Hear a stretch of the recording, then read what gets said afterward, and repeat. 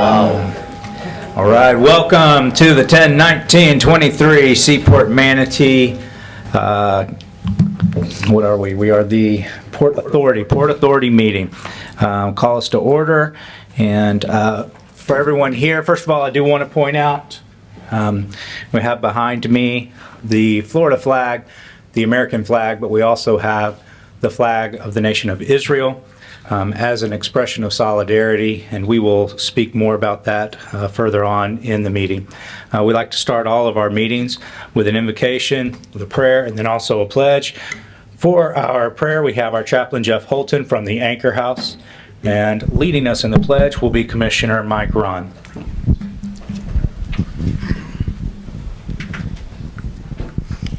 Let's pray.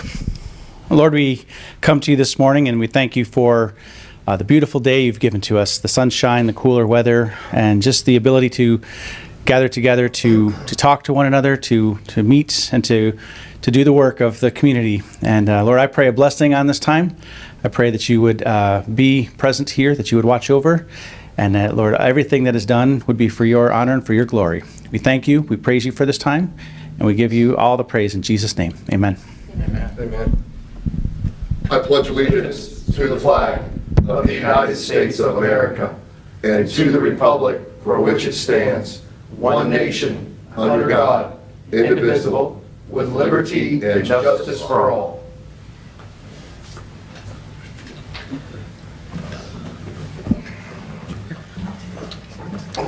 All right, and with that, I'll hand it over to you, Mr. Bacaros. Thank you, Mr. Chairman. At this time, it's usually customary to have audience introductions, so we'll go around the room and have the attendees introduce themselves. Starting right here with our Deputy Director. Dave Sanford. Jennifer Cowan, Port Council. Denise Stuffelbein, Port Staff. Virginia Zimmerman, Port Staff. Jeff Holton, Executive Director, Anchor House.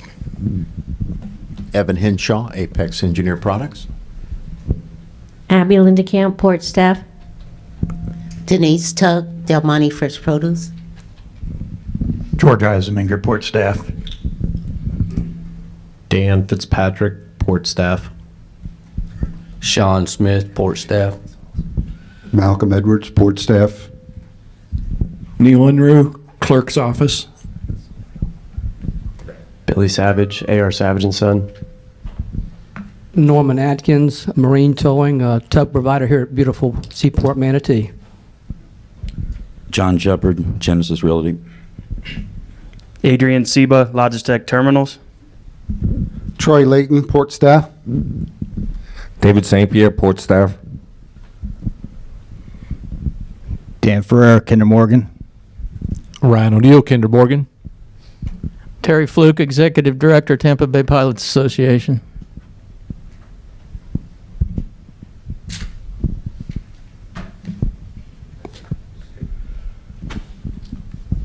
Pam Wingo, Port Staff. Carlo Barrieri, Oxford Group. All right, thank you very much. And then at this time, I'll open it up for public comments. Do we have any public comment today? All right, seeing none, we'll go to number 6. Thank you again, Mr. Chairman, Commissioners. This is our third meeting of the Port Authority coming together at the port today. And as you can notice at the entrance, we had a little extra enhanced security, the recommendation of our security director. Not that we're expecting anything. The security level has not been raised at the port, but we're having more of a physical presence. This is a building where we have both tenants and port authority and port staff. So we wanted just to show a little bit of more a visual security level. With that, Mr. Chairman, at this time, we'll move to item number 6, and this will be employee recognition. Our Director of Corporate Communications, Virginia Zimmerman, you know, she's been around quite a bit. She came for a few months and stayed for already 10 years. So, Virginia, if you want to come up and also, so you can't take the picture yourself, right? But if we could have the chair, please, Mr. Chairman, if you could come and maybe Okay, you stand however you want it. You set it up, right?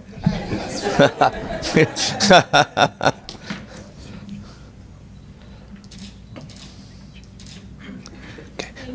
If you don't mind saying a few words into your corporate communications. Okay. Thank you. So, yeah, it's hard to believe it's been 10 years that went by so quick, and I guess I just seen it, and here we are. When I first started at the port, my son was 2 years old. He could hardly speak, and now he's taller than me and is halfway through middle school. So that really shows, how time flies. It's been an exciting 10 years. It has been an amazing journey watching the port grow, seeing where it was.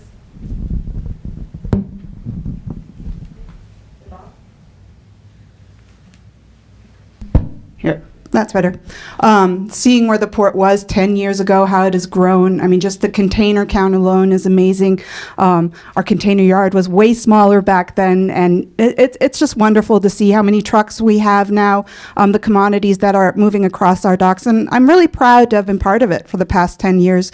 I've had the privilege to work with some amazing co-workers, mentors, leaders, and I'm really thankful for the opportunity, and thankful for the opportunity the port has provided, and the trust it has placed in me, and I'm looking forward to more years to come. So thank you.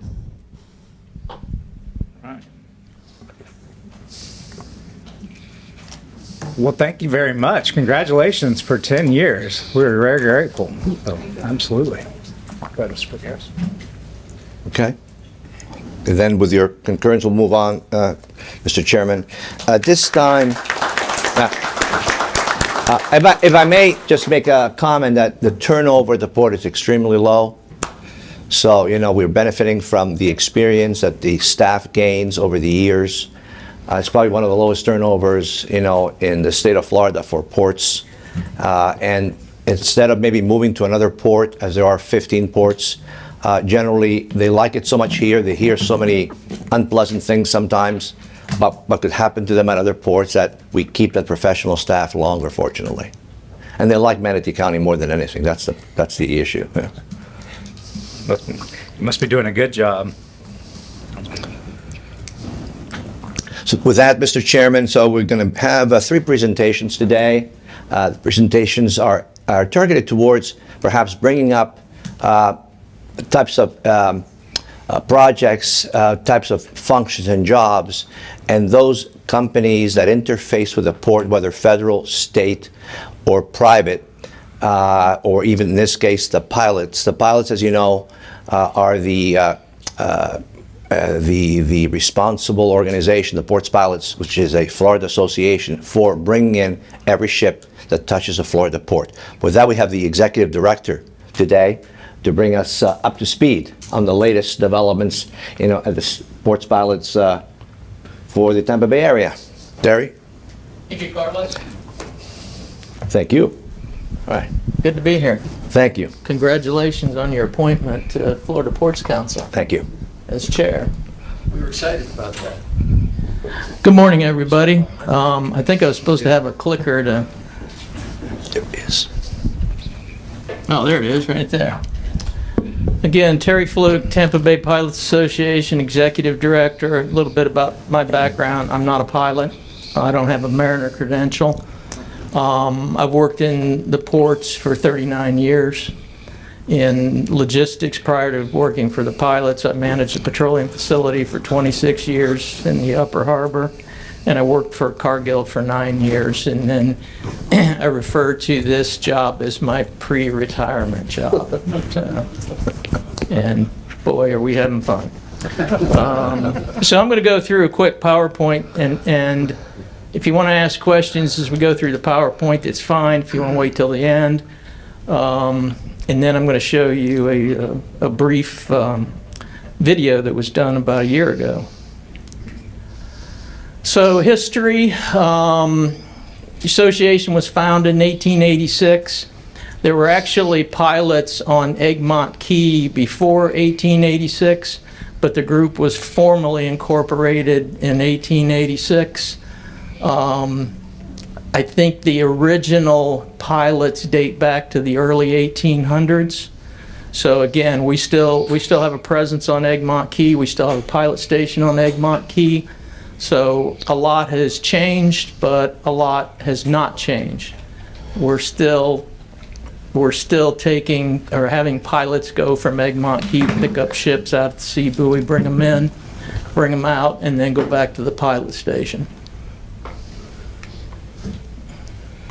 70 miles of navigable channels in Tampa Bay. That includes not only the main ship channel, but obviously the right turn on Tampa Bay, the Manatee Channel. We have channels that go into the Alafaya, into Big Bend, into Old Port Tampa.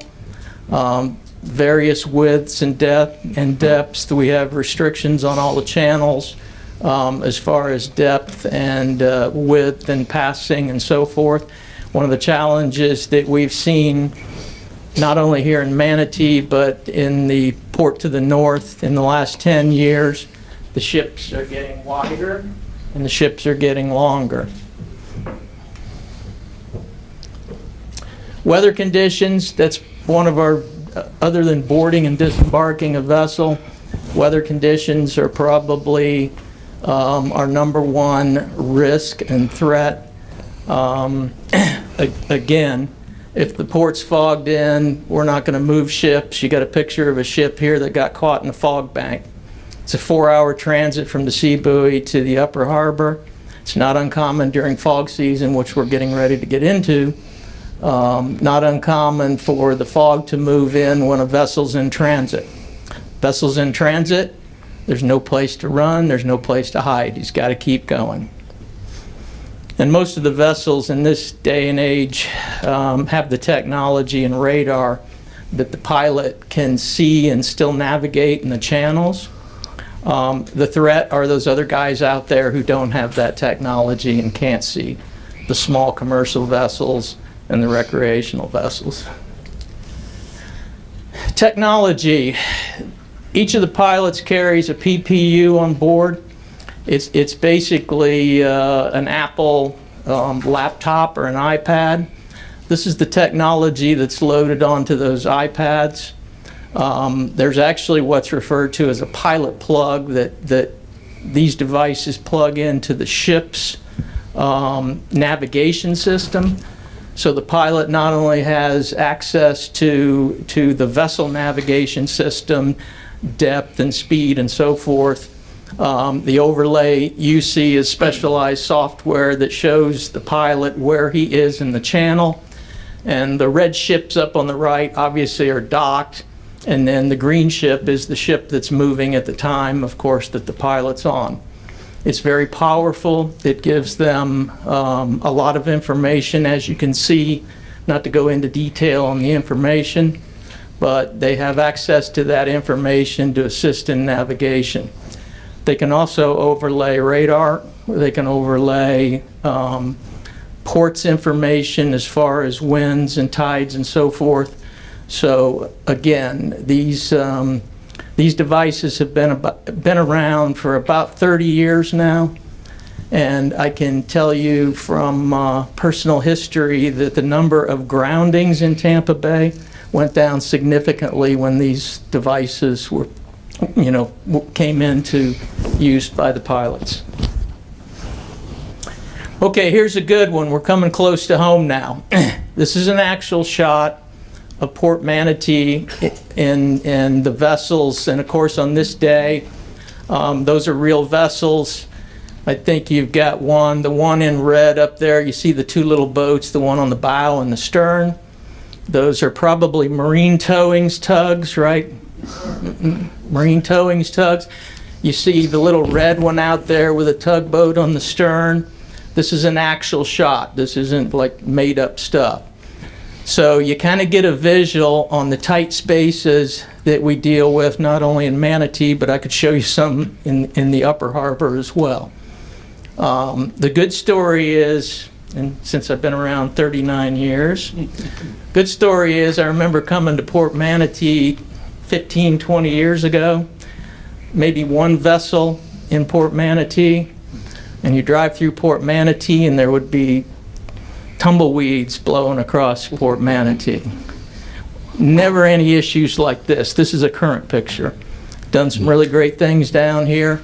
Our challenge, along with our tugboat providers, is to be able to park ships like that. And we do it at night, and we do it in bad weather. But it's a good challenge. We like it. Keep bringing the business. Similar picture, and I like both of these shots, and again, these are real shots. You've got a vessel at berth 10, and then the vessel that's being docked is going into berth 9, and you've got a vessel at berth 8. Those are real clearances. And you see the tugboats, and I'm sure they're Norman's tugboats.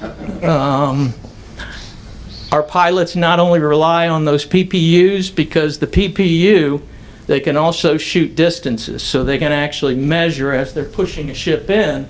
They can pull measurements to see that 10 feet that they've got on the stern, coming up to the stern at the one on berth 10. So again, the other important person or people in our life are the tugboats. And our pilots love the tugboat operators in this bay.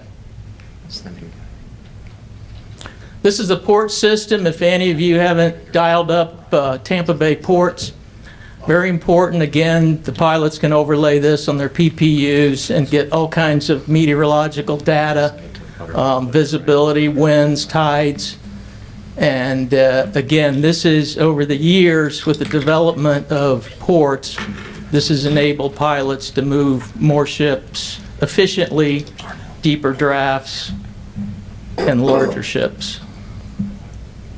Right turn on Tampa Bay, things we like about Manatee. Increase in business we've seen, that's obvious. Close proximity to sea buoy versus port areas to the north. Have good inbound and outbound ranges. The ranges are the devices that the pilots use for visuals in and out, especially, as Dave St. Pierre, especially when they're lit, right? When Coast Guard keeps them lit, that's the best part. Good berth facilities, deep drafts, easy access in and out of the port. Good timely line handling, exceptional operations staff. I want to give kudos to your operations staff. If we have, especially if it's a safety issue down here, I'll call Sean Smith or even Dave St. Pierre. It just gets fixed. And that's not the case in other port areas in Tampa Bay. Workforce, we have two managers, myself, and we have an office manager, accountant. She's more important than I am because she pays everybody. We have 7 or 8 pilot boat operators, 5 dispatchers that manage traffic around the bay 24 hours a day, 7 days a week. 17 pilots, currently 2 deputy pilots in training. The training program for the deputy pilots is 3 years. It takes a long time to train someone to do this job. That's our website. It's a public website. Everybody uses our website in the port community. Our dispatchers keep it updated. Vessel schedules are the most important. That's the one that everybody looks at multiple times during the day. And again, there's a lot of other information on our website regarding all of the ports in Tampa Bay. Community support. We do support all of the various charitable organizations and maritime organizations. And I hope Anchor House, you guys still get a check from us, don't you? Sure. Yeah. Well, I'm sure you're gonna, anybody who doesn't get a check usually lets me know. I usually don't have to ask that question. You know, one of the most unique jobs in the world is also one of the most dangerous. They're harbor pilots. And no, they don't fly planes. They guide all these big ships in and out of Tampa Bay. Tonight, an exclusive ride along with some of those who are making waves, the big ones in the middle of the bay.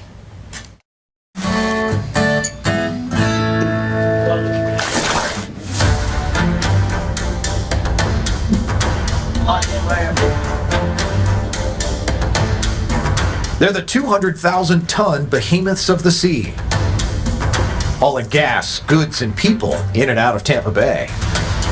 $24 billion worth in economic value every year. But their captains aren't the ones steering them under the skyway. A few miles off Egmont Key, one of Tampa Bay's harbor pilots hops on, literally while on the move, climbing aboard to guide them in. Harbor pilots spend years studying Tampa Bay's waters and need to be at every ship captain's side, calling out every command. So they not only have to be maritime experts, but athletes, often climbing up to 25 to 30-foot rope ladder. Yeah, he's got his days. Tevin Freeman took a cruise when he was 6, and he was hooked by the sea. He remembers vividly his first climb, and the first time he steered his first vessel under that Skyway Bridge. It was nerve-wracking for sure, yeah, you know, because you hear the stories, you know, so you're a little nervous about it, but it was cool. Then there's Kyle O'Connor. He grew up on the water and on ships. His father's a harbor pilot in Jacksonville. To finally be able to take over that, you know, the con of the ship and pilot it myself was a dream come true. And they make it look easy. But a split-second slip or loss of grip on a transfer can be deadly. This is also the most dangerous time of year because with these winter fronts come the more treacherous conditions. We're only doing this right now in about 2 to 3 foot seas with a very light wind. Imagine when one of these fronts comes through. You know, that's the toughest part of the job, really, is that ladder.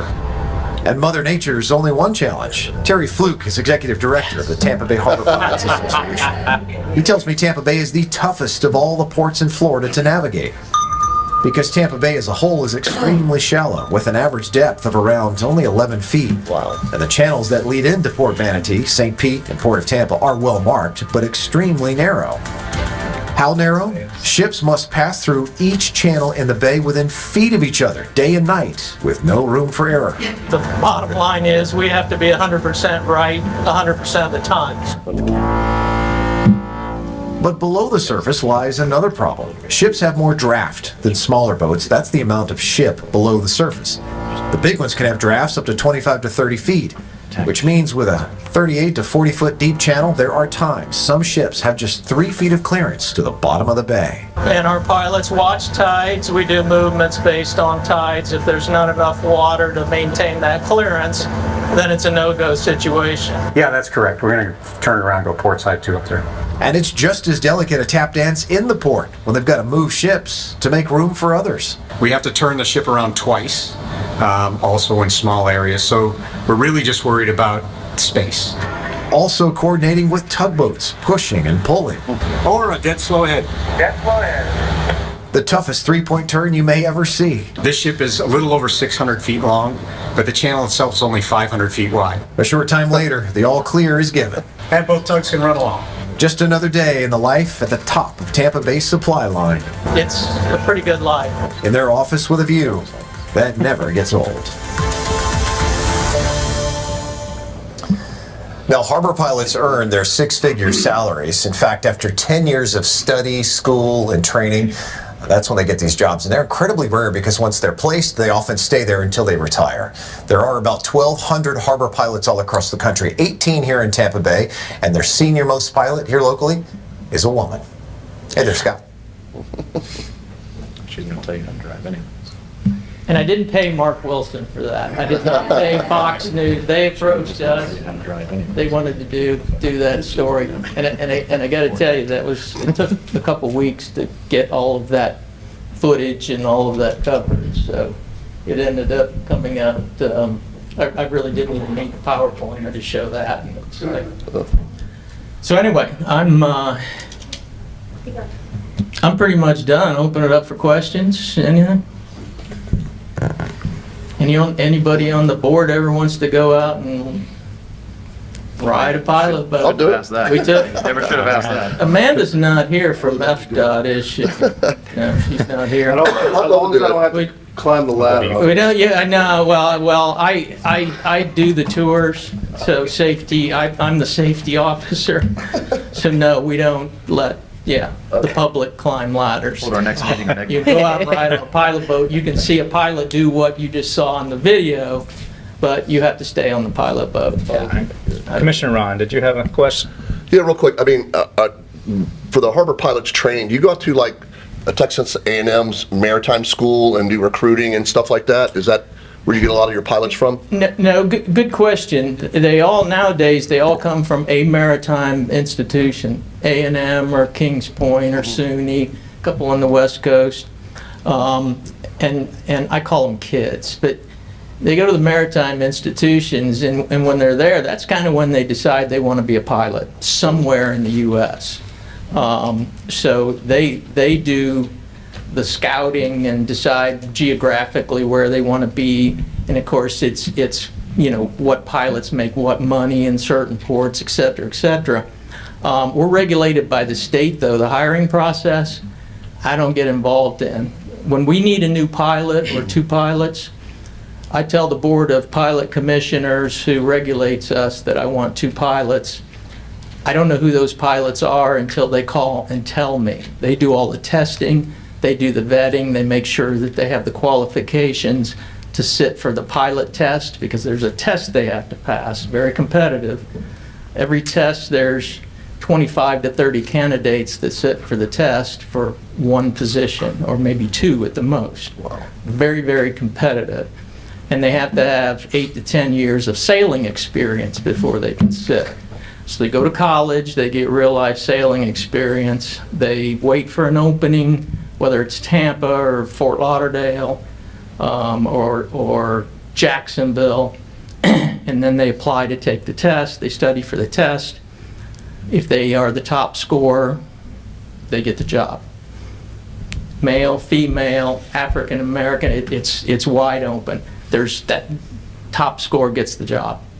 Thank you, sir. So it's very competitive to get into these jobs. Now, that's not the same. There's nepotism in other ports around the country. Louisiana may be foremost with that. But here in Florida, it's tightly regulated. Through the bayou, under the bus, under the ship. Any other questions from the Port Authority to my left? I'm good. All right. What about on this side? Jason, you were saying you wanted to go for We are the ones on your right. Yeah, on my right. True. They are to your left. Your military left. Okay, open invitation. Carlos knows how to get a hold of me if anybody ever wants to. I'll say you got to carve out most of the day to do it. Sure. Oh, no. If you ever want to go out and see the action, give me a call. So, open invitation. Carlos, let's just have the next meeting on Egmont. There you go.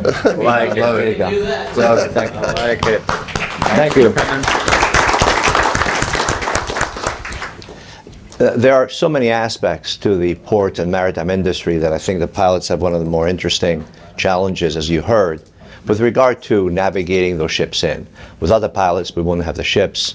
The ships are getting larger. The ports are the same size. We're trying to grow the ports, but they're really squeezing in those ships to make sure that we can handle more ships on the same real estate. So that's really, really appreciated, because without that, we probably lose a significant amount of goods and services, as well as revenue and critical commodities that need to come through the port. So we really, really thank our pilots. They do a fantastic job. Next, we have Chaplain Holton from Anchor House. You heard earlier to talk about the maritime or seafarers' homes. Here we call them the Anchor House. Some ports call it the Casa del Marino, the seafarers, space. Some Stella Maris, the North Star, that they are guided by. But every port has them, and ours is particularly good. It's been here for a long time. Each year they have a reception because to welcome the volunteers. I mean, the amount of volunteers they have to handle the sailors that come off the boat that might need, let's say, guidance, spiritual guidance. They might need, training of some kind. They might need anything, whatever they need. Anchor House supplies it, but the need that's really interesting. They have the most requested service at Anchor House is take me to the mall. They really love our malls here because they're on their ships, for months and months and months, and they have a to-do list from the spouse, buy me this, buy me that, And most of them, of course, are foreign sailors, depending on the ship. They could be from Eastern Europe, they could be from the Philippines, the crew might be German, so there's quite a bit of the need, and they know the best deals on purchase are here, and we love to take them to the mall, and Anchor House accommodates that. So please, if you don't mind, then giving us some further insight. Thank you for inviting me today. A little about myself. I'm about 1 year in as being the executive director at Anchor House. I started November 15th, and I am one of those individuals who never knew that a ministry existed about a year and a half ago, let alone where Port Manatee was, or Seaport Manatee is at, except for I knew the jail was there. That's the only thing, and I'm finding that is a very, very common understanding of people in the community, and one of our jobs at Anchor House is to promote not only Anchor House, but to promote Seaport Manatee as well, to let people know what exactly is going on out here. I am a dad. I have 4 kids, one in college, one graduated, one in middle school, one in high school. My wife is a teacher at Bradenton Christian School. I'm a part-time pastor at a Baptist church in town, and I'm also the spring training chaplain for the Baltimore Orioles, who sadly lost last week. But I know probably you're all Rays fans, but I like to tell everybody the reason why the Orioles did so well this year was because our chaplain services during the spring training, but I can't take that on myself. Good guys, and I've enjoyed doing that for the past 4 years. Anchor House has been around for 30 years. This is our 30th year anniversary, and it's a growing ministry. It's growing because the port is growing, and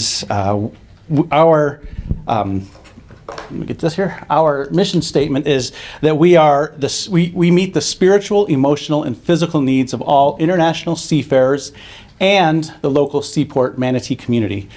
You will see in there that we have a 3-fold purpose: spiritual, emotional, and physical. Now, being international, not everybody who comes in is either a religious or Christian at that. So we are not a proselytizing ministry. We do not proselytize. We offer services to people who may have a walk with Christ, and we will encourage that and foster that. But we also try to meet the emotional and physical needs of our seafarers as well.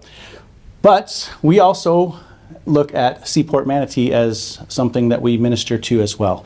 If you've ever been to our center right in port here, we are unique because we are probably one of the only ones that I know of in Florida. I just did a tour this week, actually yesterday, of Miami, Everglades, and Port Canaveral.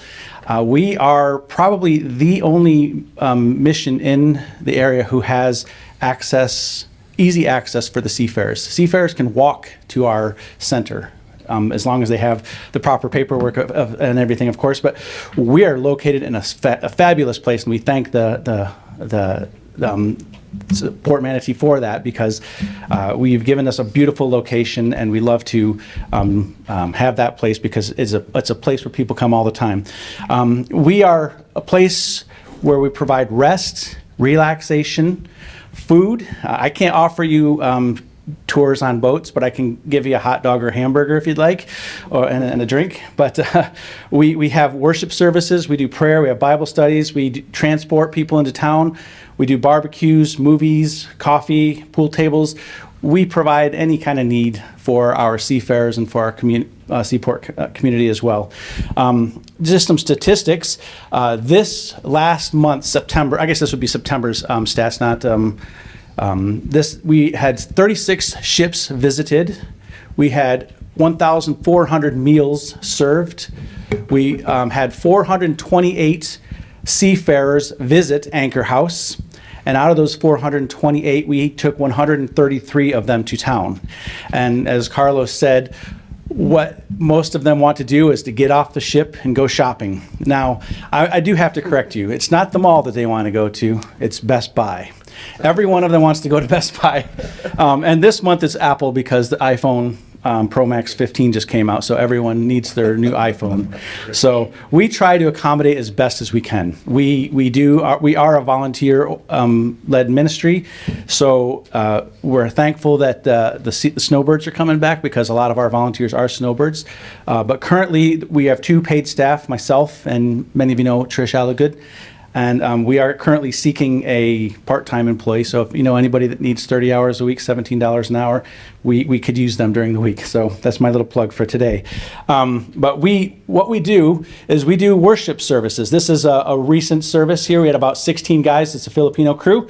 That is invite only. We do not force ourselves onto the ships. They invite us. We come and we just provide a time of whether it's a Bible study, singing songs, teaching, whatever that may be.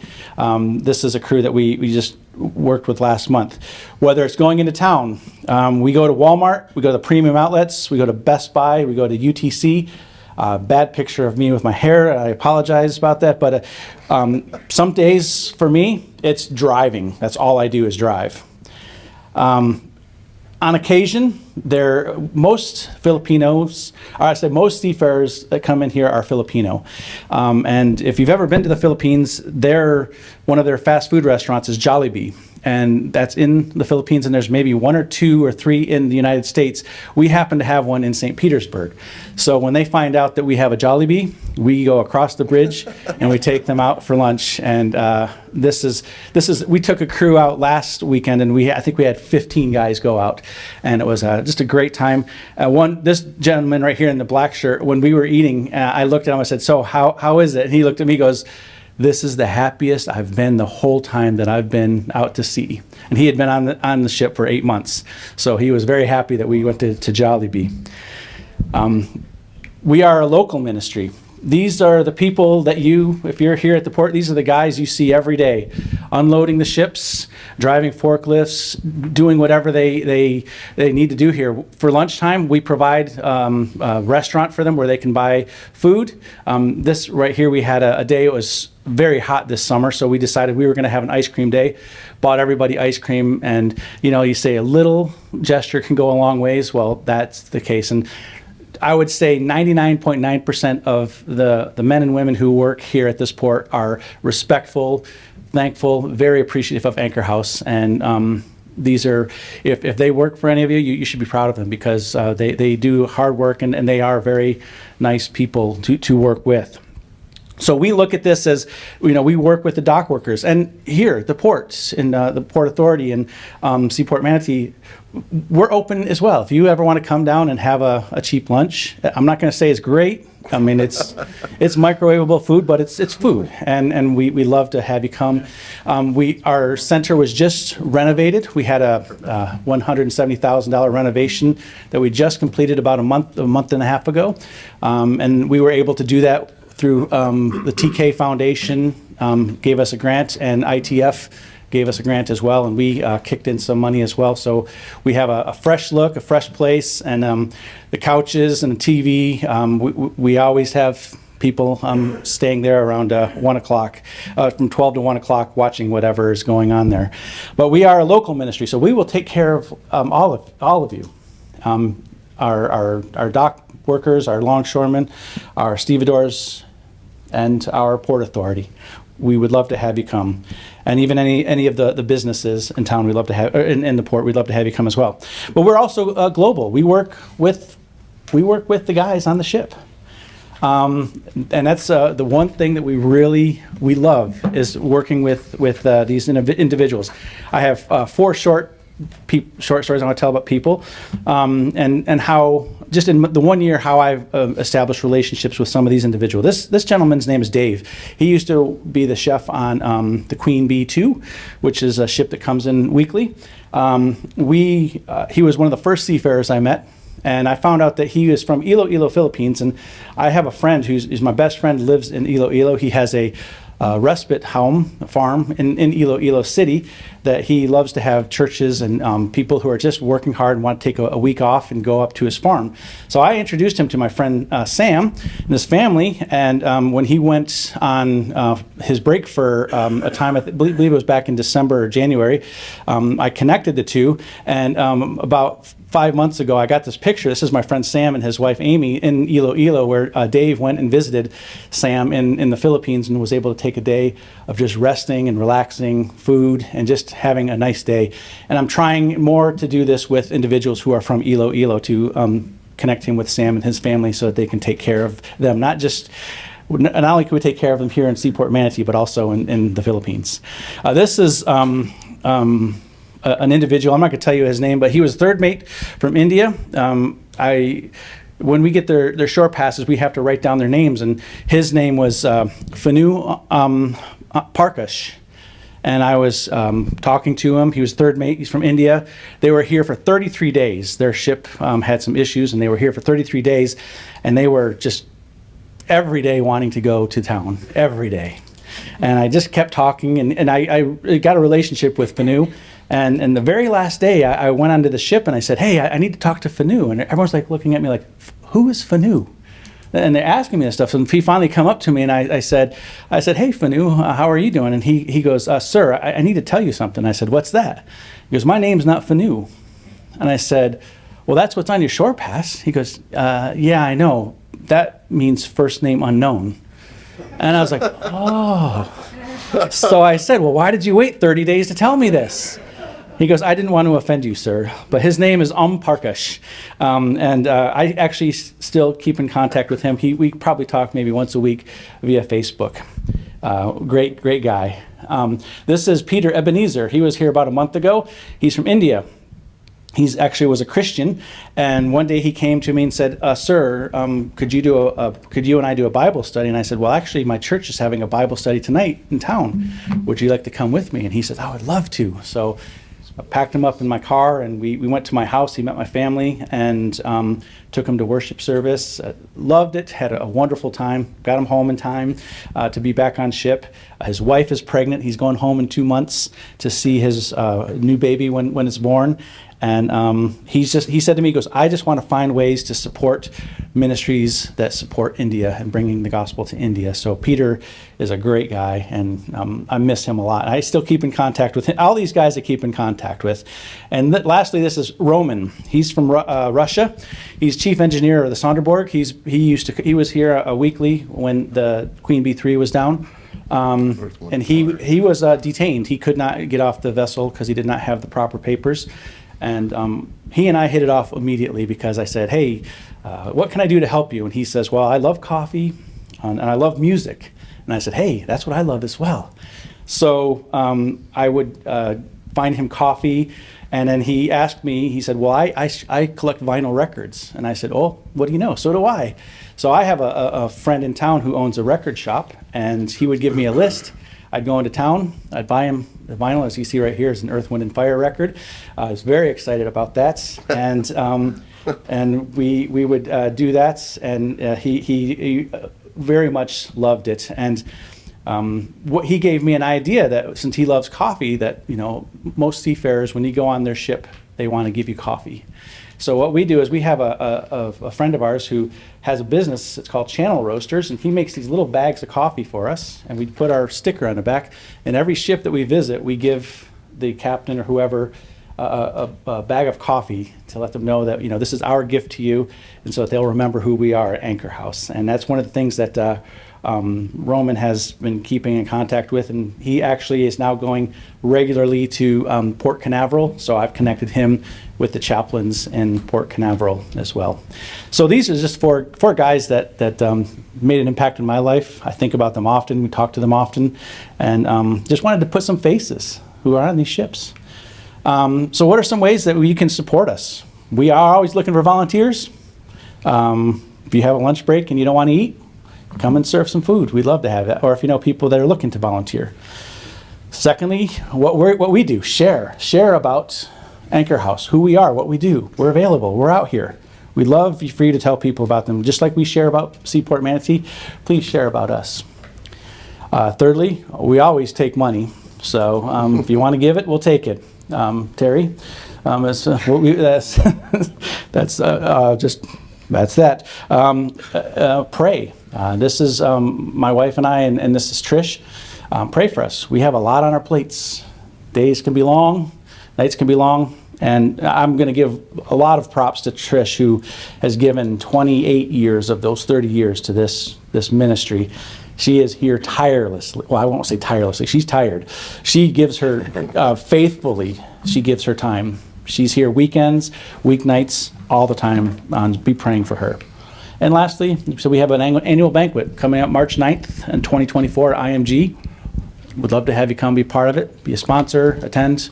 We're looking for speakers. If you know any speakers, we had Steve Schembaum last year, so we're looking for someone to speak this year, and we had about 200 people show up. Raised, I think, $50,000, which is the most we've ever raised at a banquet, and we love to share this. So I want to say thank you to Seaport Manatee, everybody here, because you have supported us over the years, and all of the businesses you've supported us. We couldn't do this without you, and thank you for allowing me the 15 minutes or so to speak and share a little bit about our ministry.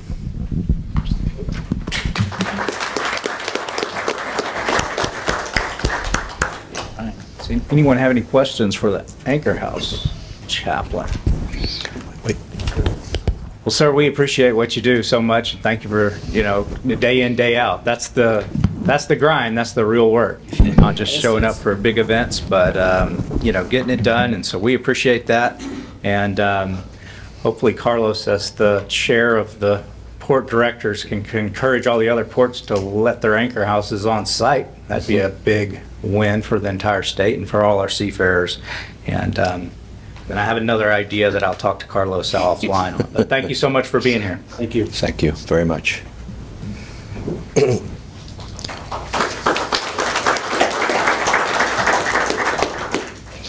So you're starting to see kind of the, some of the software to the port, some of the hardware to the port. I think it's beneficial that we provide you with a wide array of information, such as, anchor house, the pilots, and now we have what I consider a real business at the port, a real customer at the port that's in the business of LNG manufacturing of the products such as air products, but this one is on site. It's called Apex Products. They kind of relocated, understandably so, from Erie, Pennsylvania, and having been around there, I don't blame them for relocating their manufacturing here. So, part of the benefits of manufacturing on site in Florida. So, Evan Hinshaw from Apex Manufacturing is going to give us a brief presentation on what they do. Thank you. Yeah, perfect. Thank you. Well, I want to find out when you guys are doing that barbecue, because that sounded really good to me. So I'll need to sign up for that and try to contribute, and I'll hopefully participate. So thanks for today, for inviting Apex Engineered Products. We're a newcomer to the Seaport Manatee port, and I'm a northerner, and we're a lot of snowbirds that come down, and I had relatives, Sun City, Ellington. I think our owners had roots in Venice over the summer, over the winter months. So it's a real pleasure to come down and eventually set roots down here. So I moved my family down for about 2.5 years. And I just want to say the whole area here has been very accommodating since we've moved on to the port. So I really appreciate all the support we had to get our small outfit up and running. And hopefully we can grow with the Seaport Manatee as you guys grow. So to tell you a little bit about our product line, we offer engineering services and pressure vessels to a lot of chemical plants and other affiliated applications that have high pressure vessels. And usually we have a niche where we go after corrosive applications.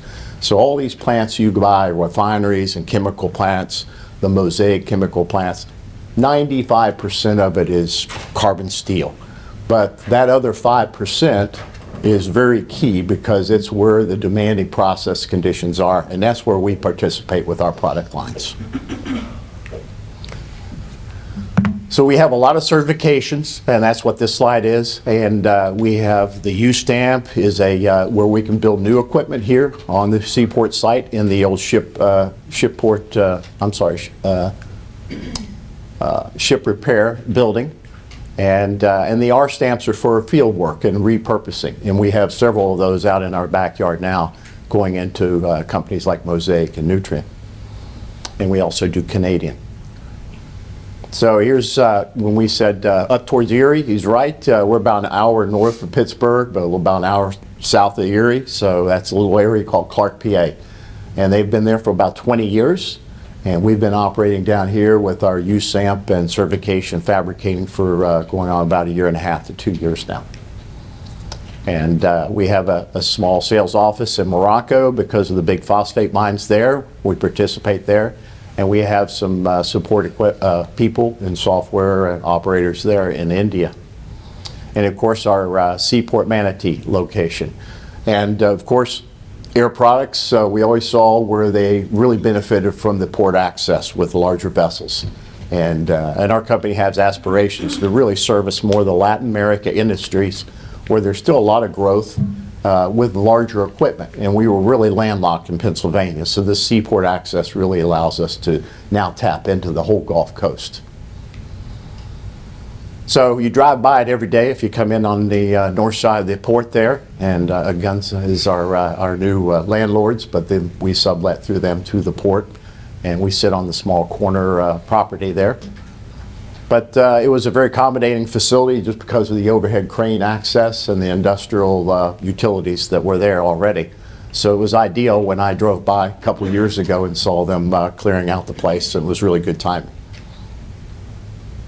So if you're familiar with a lot of the different industries that we would service, you can see a lot of acids and caustics and corrosive media. And that's, as I mentioned, we're into those high chlorine or high phosphoric acid applications. And a lot of these go into the Gulf Coast chemical processing equipment. So we specialize in premium metals, and that's where I came on board. I've been selling specialty metals from mills, from reactive metals to specialty nickel alloys and stainless steels for many years. So when the management brought me on, they wanted to try to really focus more and more on these. We bring in materials from all over the world. We try to definitely buy America, but sometimes you have to be competitive. And then we do put all these into our equipment and then ship either domestically or overseas.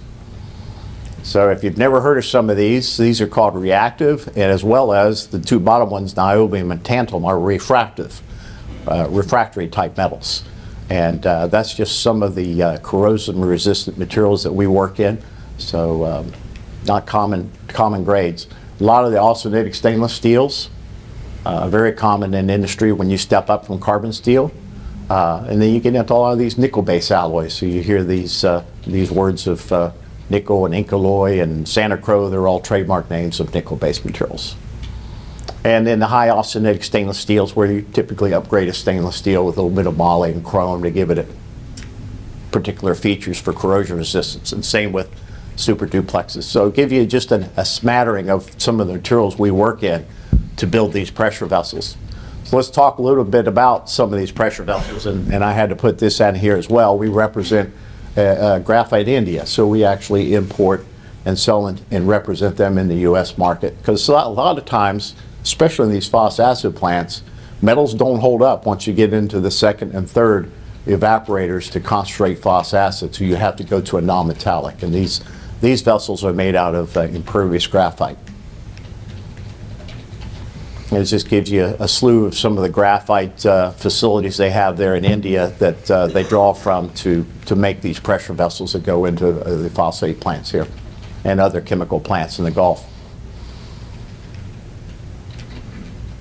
So we do a lot of design work. We do make products, but we also do a lot of upfront design work. So this just highlights some of the softwares that we use to come up with the designs so that we can meet the National Board pressure vessel requirements. So anytime you go by a lot of these plants, if they're under pressure, it's just like a steam boiler in any type of building or house. They have to be regulated for pressure containment. We do a lot of specialty welding with these high alloys. So a lot of experience, a lot of welding procedures that we have in-house that are proprietary for our equipment and our capabilities. A lot of machining.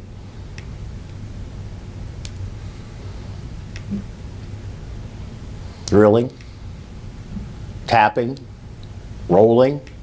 So you're typically taking a lot of plate, sheet, bar, wire, tube, and forming it into these vessels. And we have a lot of this in-house, and some we sub out. This is an overlay process. And then after you do the overlay, you put it up there, you clean it up, and then it makes a very nice tube sheet. Water jet cutting.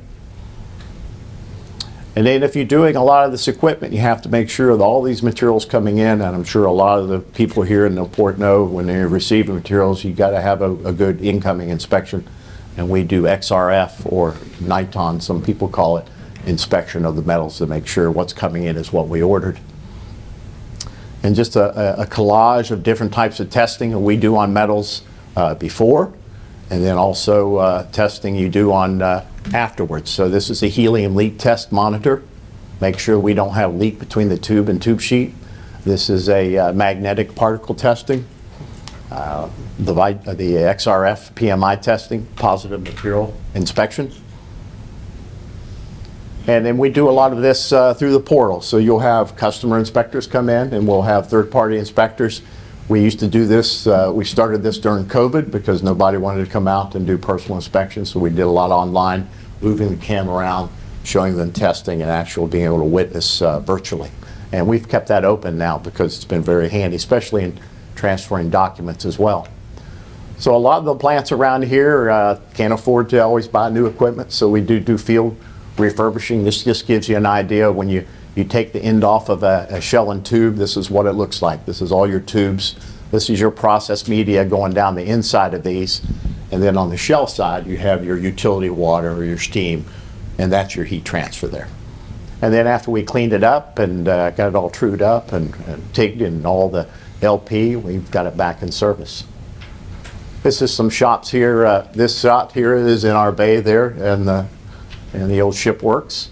And then some field inspection there at top. And this gentleman's doing a PT inspection. And these are reactors. So we actually do tanks as well as heat exchangers and reactors as well. And we got a nice big column project that's going to be fun. I think we might build that one down here. It would be about 60 foot long, about 2 meter diameter. So don't think we'll ever get to the air product size, but we're working our way up.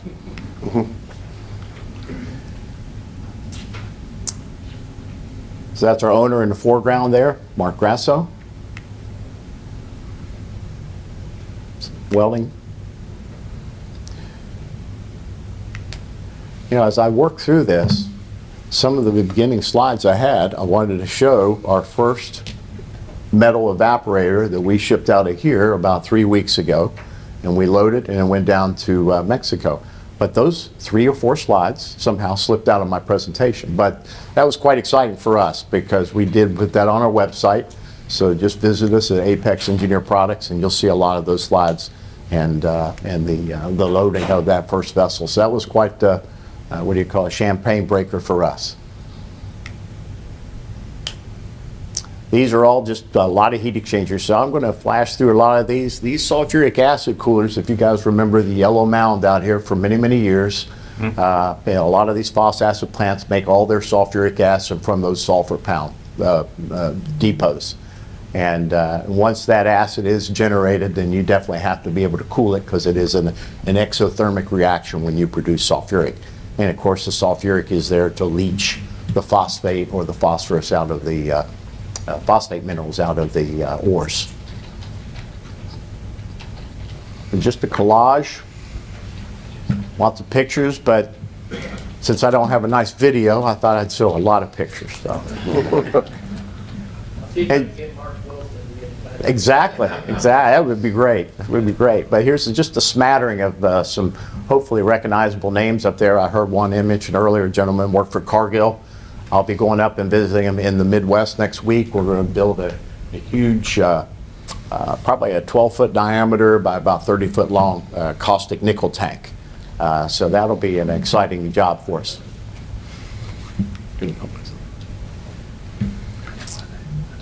Yep. And we've actually been very helpful in a lot of stevedore services here to move some of our equipment over in our field. Sometimes it gets quite heavy, and once you start getting into some weights where we're at capacity on our equipment there at the shop, then we're able to pull in food port services there. So that was very helpful. And we sometimes get in some exciting things. It's not all land-based. These are a tube and tube coil that's going into an aerospace application. So it gets a little exciting once in a while. But that's the challenge of our business. That's what keeps me energized. I've been in it for 30 years on the supply side and now on the manufacturing side, is where a lot of these special materials end up over the world and in the U.S. And this, they're on the end. I thought I had them in the beginning. So this was this is one of what you call the first effective evaporator made of high nickel alloys. And then the second and the third would probably be made of graphite. But this one went down to Mexico, has a lot of high nickel alloy in it. And there it is with loading on and getting ready and staging for shipping down there, out of this port. And just, we do a lot of local business because we want to support, and the bleach guys across the street, if you're not familiar, bleach, you use a lot of FRP. It only lasts for a few years, and then you have to keep replacing it. We make titanium, and the titanium piping in really high flow critical areas holds up much better, so we've been supplying across the street as well. And I am going to breeze through these just to show a lot of proud, happy welders showing off some of the wares they've been working on here. This is a huge titanium 15-foot diameter, about 25-foot long. This one's going to hold a high chlorine, like a concentrated bleach for a company that we do service up in Niagara. A different type of tank, high alloy, but a flat bottom rather than a hemispherical head.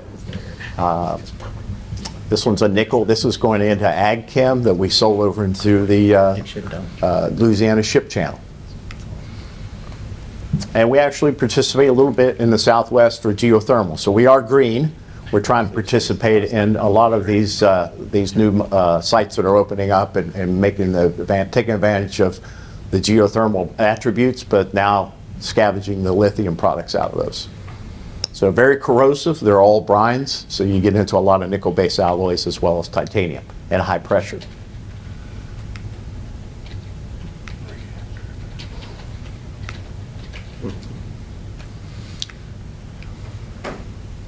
And that's it. Thank you. Appreciate your time. Any questions? Well, we have a highly technical board, so I expect lots of detailed questions. Does anyone have any questions? Explained everything. They did Actually, great job. they're telling me that they actually understood everything fully that you I made said in the it in presentation. really good layman terms. Appreciate No, that. that's very impressive, and we're glad that you're here. And you, actually, I do have one question. You still have your presence in Pennsylvania, is that correct? We do. Okay. All right. Well, that's Yeah. great. We like. I've been to Clark Summit. I've been to Clark, Pennsylvania. Also, there's another commodity or another product comes out of there that comes here. It's salt, major salt, out of Clark Summit, PA. That's used again down here in Florida. And so, you know, we're very happy that Apex decided to follow the lead of other companies to relocate here because it's really about the jobs. Right. The technicality of it, to me, means they pay more.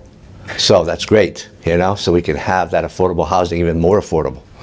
Because they are paying a significant wage compared, you know, to other service industries, manufacturing, export-related manufacturing, or even manufacturing like they're doing here, is really the ultimate opportunity for ports because they pay so much better, and you can have such a higher level of technical people, including cooperations with Manatee Technical, which trained a lot of these welders to a level where at least then Apex and Air Products could take them further to the higher technical level of what they need. And now in both Apex and Air Products probably working, you know, well, Air Products 24/7, 3 shifts, nonstop, wow, and shipping out like crazy. So it's a great news, and that's the side of the customer side, not shipping, but customer side that we also want you to take a look at. A little bit late, but welcome to Manatee County. We're glad you're here, and we appreciate your business. Yes, ma'am. I actually do have one quick question. What is the average salary for one of your highly technical welders, if you know? Well, we did bring down one of our key welders from Pennsylvania. He has been training up from the, actually had a company come over from the community college. So But we're definitely probably once we get them trained up, they get a few certifications, we like to see them make a weld and pass first time. You're probably looking in the high 20s. Thank you.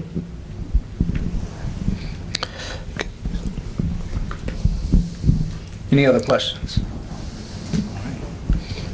Mr. Bucurus. Well, thank you, Mr. Chairman, Commissioners. We now come to our regular agenda. We have here your attorney, Jennifer Cowan, who is going to review with you the results of my annual... Consent first. Consent, sorry. Thank you. That's why we have the lawyer. We need your review and would appreciate the vote on the consent agenda. All right.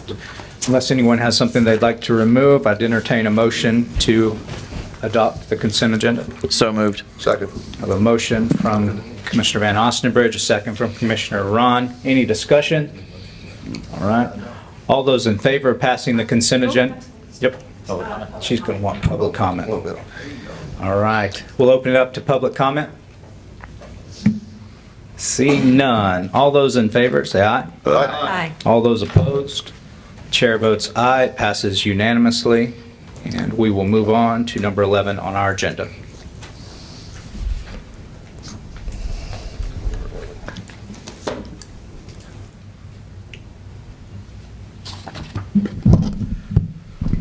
Good morning, Port Authority members. As you know, pursuant to the Executive Director's contract, we do an annual performance evaluation. And each year I present a summary of that evaluation to you. The evaluation looks at 8 categories of performance. And each category also has the availability for individuals to include comments. Those categories are ranked based on outstanding, meet standards, or needs improvement. And summarizing the reviews I received, and I did receive several this year, thank you so much. The first category, business development, all ranked Carlos outstanding in this category. Oh, I'm sorry. Excuse me. Is this, do we have this in our agenda? Do we have the documents in our agenda or no? I did not include all of the individual reviews. Certainly, if you want them, I'm happy to distribute those. All right, I just that's fine. generally provide a summary. We'll just listen closely.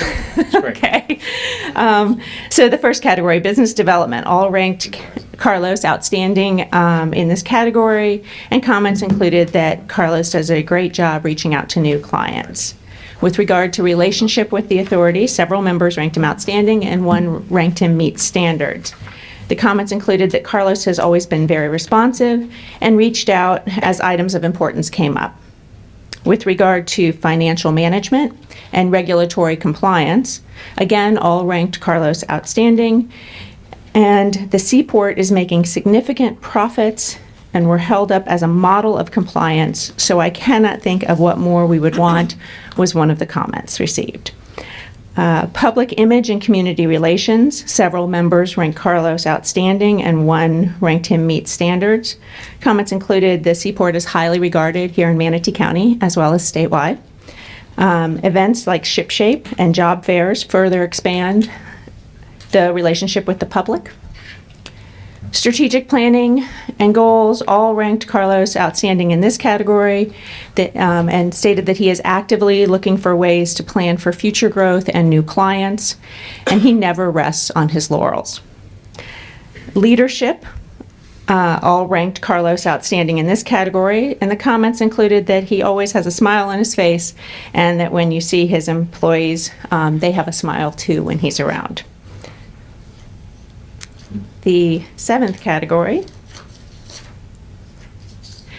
is job and industry knowledge.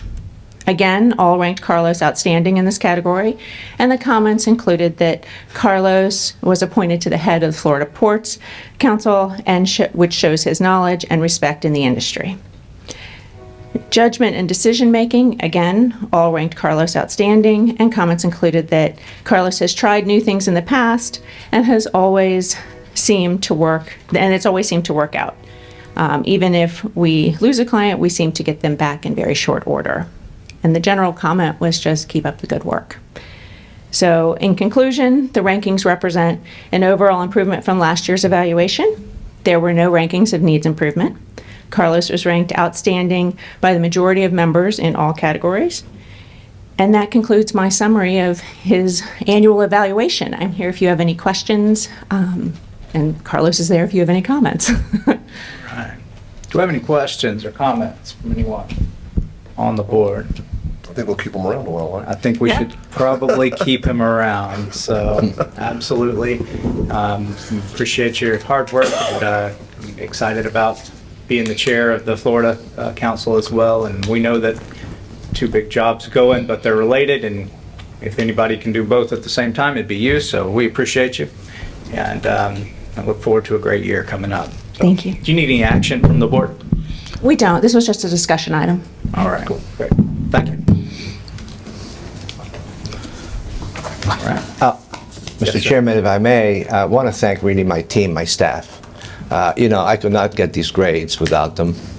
They're really a fantastic team. Very, very, very low turnover. Usually people go from here to retirement, and some of them extend retirement, way beyond what they should or could, because they do love coming here, and they can't imagine a professional life without having something to do with the port. So really, the credit goes to my team. Thank you very much. If they could get up a minute, I know we have a lot of them here, but if they could get up for a minute, I think I'd like to recognize them. So, thank you.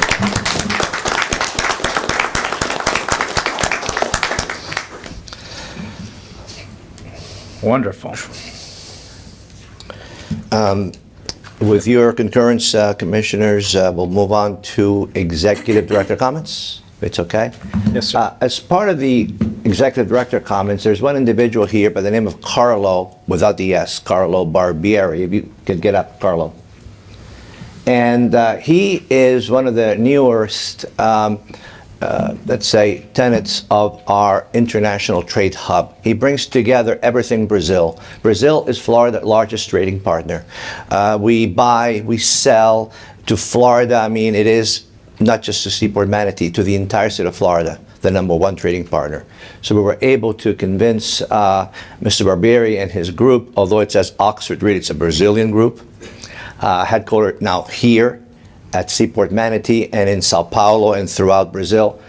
Last Monday, and we'll tell you more about the next meeting, he brought a whole slew of Brazilian executives, including the ambassador from Brazil for a ribbon cutting, opening this strategic center for Brazil, and no other port in Florida has that. In fact, dare to say no other port on the East Coast of the U.S. has that either.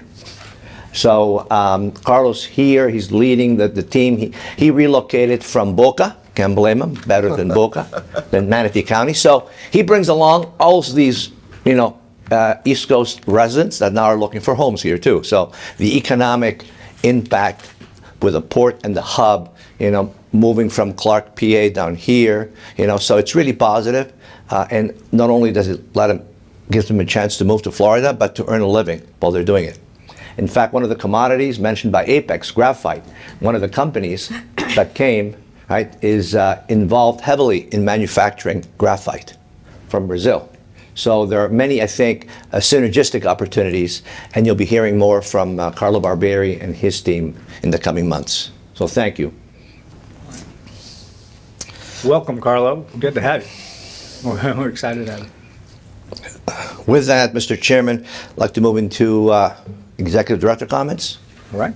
Okay. We're ready. So, one of the key players in the industry are the truckers. The truckers are by far, the profession that most, supports the port. They're here every day. About 2,500 of them coming through security, leaving security. So Dave St. Pierre and his team do a fantastic job in moving them in and out quickly, because we're doing that under the umbrella of several federal agencies that want to know who's coming to the port, when they leave, what they're doing, where everything is. So as a result, it's a burdensome but yet a very efficient system to get those trucks in and out. And so every year we want to recognize, and this is the 8th annual, we want to recognize the truckers for their service. Being friendly to the truckers works in our favor anyway.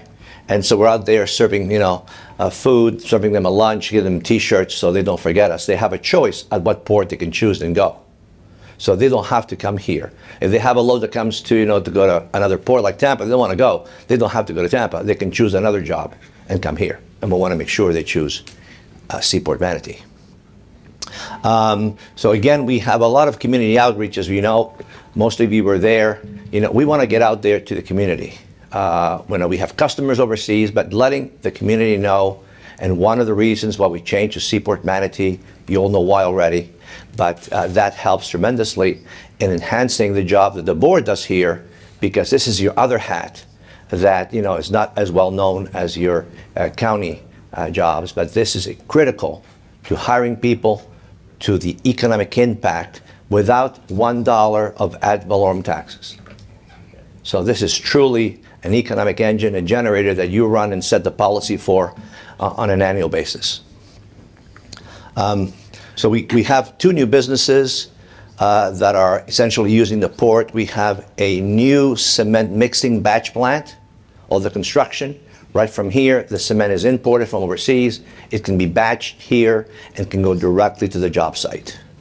Additionally, we picked up a customer that brings in solar steel, meaning for solar panels, for solar plants. Huge amount of business. They're bringing it in, by the hundreds of tons. Why? Because of the demand for solar energy in Florida.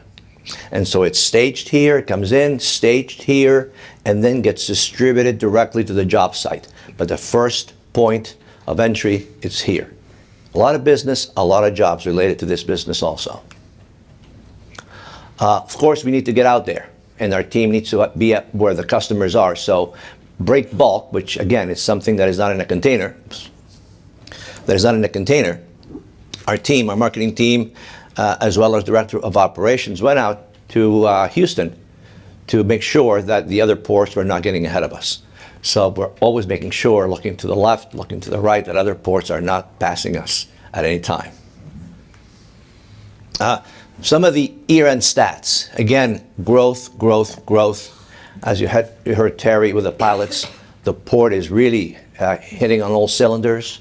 The business is growing. It's not, the tumbleweeds going through the port anymore. We even had to suspend a few years ago our trolley tour because we were about to have somebody hurt on the trolley because those operators on the equipment for the containers are moving so quickly. They could miss that trolley and we could have a serious issue. So that was eliminated, but we do offer tours on demand. So the commodities that you saw also at the presentation at the chamber, key commodities that we all see and all use, especially gas, foodstuff, aluminum, lumber, and the operating revenue, which, again, has to be audited by the clerk. There we go. So that has also gone up. Some of the commodities, again, we're growing in the steel commodities. This is aluminum, this is steel. This aluminum is from Argentina. This steel is from Brazil. So this Brazilian steel is new, relatively new. Again, recognizing they have a choice of any port. They chose us. Why? Because we're in Brazil, making sure that they ship it to us. And so it's an effort that is, hand-to-hand combat, because you have 15 other marketing directors at ports and directors at seaports that are there trying to get the same business. Of course, you know about this product already, extremely, productive, $105 million of value. That's the wholesale value, and every supermarket has them.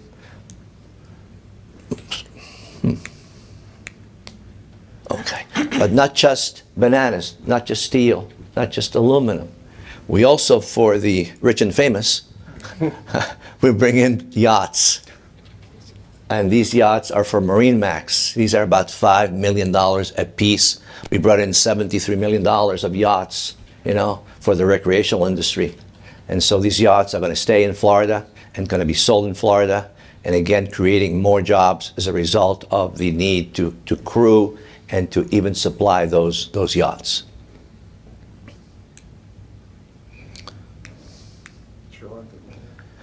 Security, our security department is extremely adept at getting funding, because security is almost an unfunded mandate You know, we have high-end positions of security levels.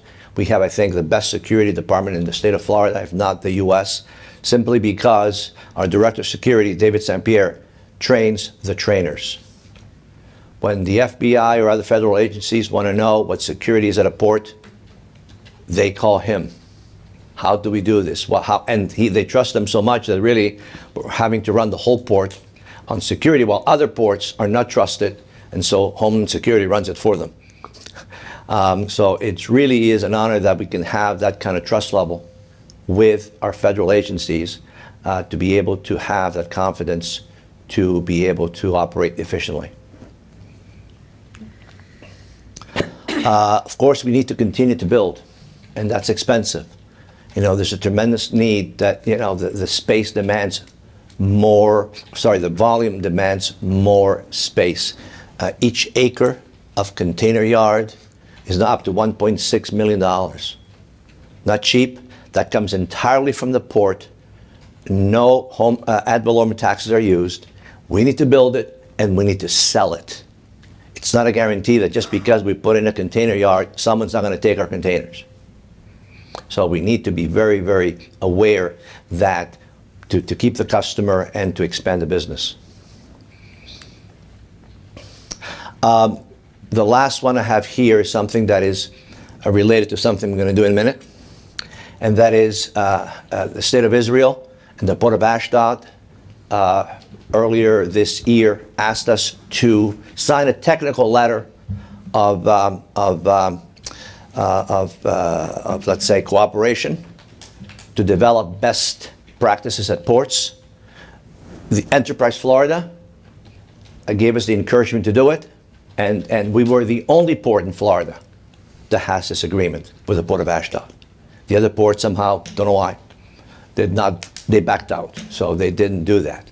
I think it's a credit to this Port Authority, to this port, that we were out there signing this LOI with the Port of Ashdod and Enterprise Florida earlier this year. So those are my remarks, Mr. Chairman. Thank you, sir. And thank you for what you mentioned there at the end. First of all, just a little bit more background. When we say the Port of Ashdod, we know locally we have we have privately owned ports, and then we have publicly owned ports. Can you tell us about the Port of Ashdod? Yes, Mr. Chairman. The Port of Ashdod is the only State of Israel owned port. It's a strategic port. They don't want to give it to another company to run, so they run the port. So our LOI, our intent at the behest of the Port of Ashdod, essentially a direct agreement with the Israeli government. And the Port of Ashdod is run by the Ministry of Transport of the State of Israel. Thank you, sir. I know many of us, we watched with just horror as these unprovoked attacks on civilians, on young people going to a concert, and families trying to enjoy peace in their home, and were attacked militarily without provocation. And these attacks and atrocities must not go unanswered. Hamas has chosen to pick up the mantle of barbarism and evil from ISIS. And I want to make it clear, and I hope this Port Council will make it clear today, that we stand with Israel united against these terrorists. And so with that, I have a letter here that I think it would be appropriate to sign and adopt today. I think I will read it into the record. It says, Seaport Manatee proudly stands with the State of Israel and unequivocally condemns the appalling acts of terrorism by Hamas. There is no justification for terrorism and no justification for the terrorist actions of Hamas. For Seaport Manatee, this is personal. Our port, through a letter of intent supporting collaborative and innovative projects, works in partnership with Ashdod Port and the State of Israel. This is an agreement that Seaport Manatee and Ashdod Port entered into in early 2023. As such, we've been working cooperatively with our partners in Ashdod Port and exploring operational knowledge sharing opportunities to further strengthen supply chain logistics and identify joint business development prospects. Therefore, As friends and partners of Israel and Ashdod Port, Seaport Manatee declares its unwavering support for Israel in its efforts to defend itself and its people against these atrocities inflicted by Hamas. And with that, I will take any comment from our port members. Mr. Chair. Yes, Mr. Van Ostenbridge. I'm thrilled that you brought the letter forward. I think it's written extremely well, and I'd like to make a motion to approve as written. Second. All right. We have a motion from Commissioner Van Ostenbridge, second from Commissioner Bearden. Do we have any other comment from commissioners, from members here, court members? All right. I'd like to open this up to public comment since we are going to be taking a vote. Is anyone here from the public that would like to speak on this? All right. See none. All those in favor of executing this letter and expressing our unwavering support for Israel and the Port of Ashdod, say aye. Aye. All those opposed? The chair votes aye. It is passed unanimously. That I will sign.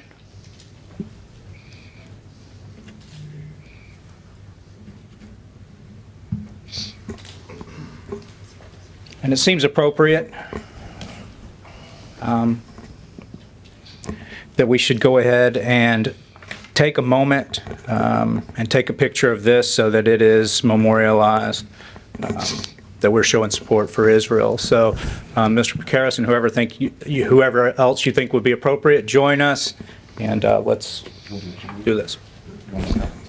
We're doing it now. Right there, right, you're right. Yeah. We're going to do it in front of the flag. Yes. Let's just move the chairs. Yeah. Move the water bottle as well.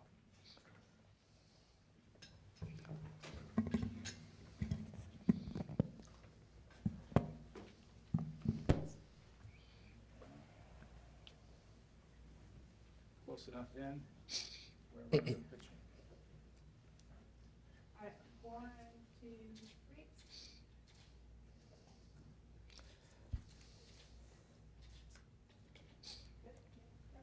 Good. Thank you. All right. I know. Hopefully I've got a good one this time. Cheers.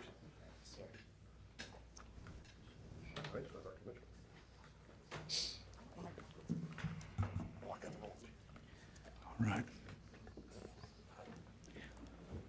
Well, I want to thank the authority and for everyone being here today. Wonderful presentations and just a lot of knowledge shared today that I think we can move forward with great business. You know, I hear a lot of good things that are going to be coming before this authority in the future, some great contracts coming up and chances for expansion. So we're excited about all those. Yes, sir. He's got his comment card. No, just if I may, Mr. Chair, we need to take commissioner comments when you're done. All right. And then do any other Port Authority members have any comments today? No, sir. No comment. All right. Seeing none, this meeting is adjourned. Ooh.